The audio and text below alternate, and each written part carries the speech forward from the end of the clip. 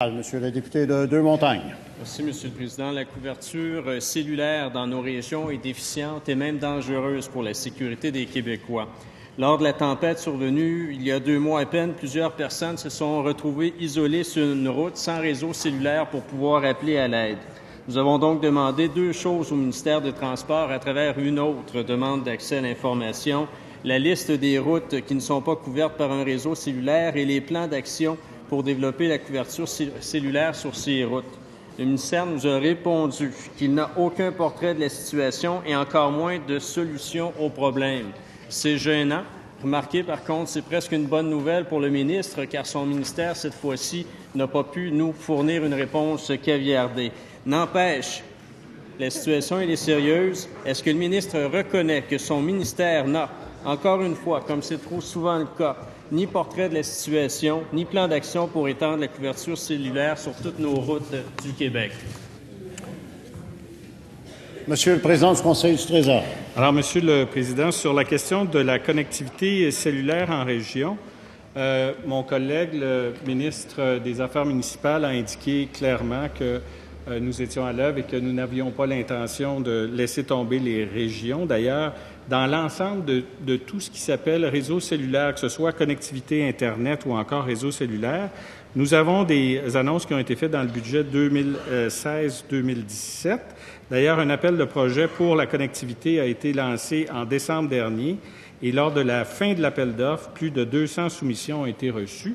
Donc, le gouvernement est à l'œuvre dans cette manière pour s'assurer du développement économique dans toutes les régions du Québec. Sur la question de la connectivité cellulaire, ma collègue, la ministre de l'Économie, a aussi indiqué que nous avions que nous prenions en compte cette situation-là et que des sommes sont investies pour propager le réseau cellulaire sur l'ensemble du territoire du Québec. C'est des éléments qui sont pris en compte. Le Conseil du Trésor le fait également pour la question du réseau de communication de la Sûreté du Québec pour assurer la sécurité des citoyens du Québec sur l'ensemble du réseau routier. Et c'est un dossier, Monsieur le Président, que nous continuons de suivre de près.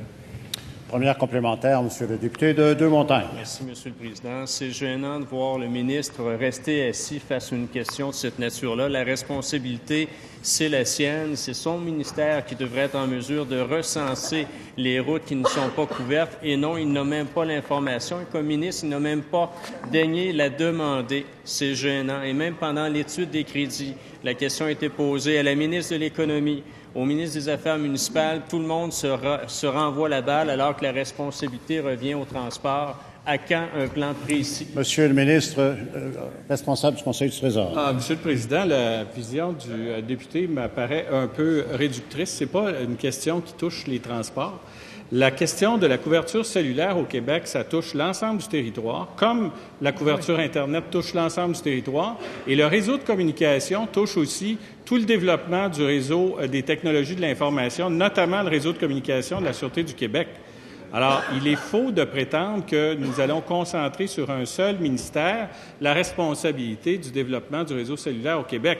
Les efforts sont faits. Il y a des annonces qui ont été faites dans le dernier budget sur l'augmentation de la couverture cellulaire au Québec. Ça touche la Sûreté du Québec, ça touche le réseau cellulaire général pour les utilisations civiles, ça touche le développement économique du Québec et le gouvernement du Québec.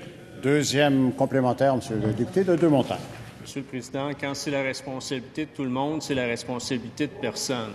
Très désolant, encore une fois, comme réponse. Et en 2017, la sécurité routière, ce n'est pas uniquement que de mettre des radars photos sur nos routes, c'est aussi pouvoir appeler à l'aide lorsqu'on se retrouve dans une situation d'urgence. Est-ce que le ministre des Transports est d'accord pour utiliser une partie du surplus justement dédié au Fonds de la sécurité routière pour étendre le réseau cellulaire sur nos routes?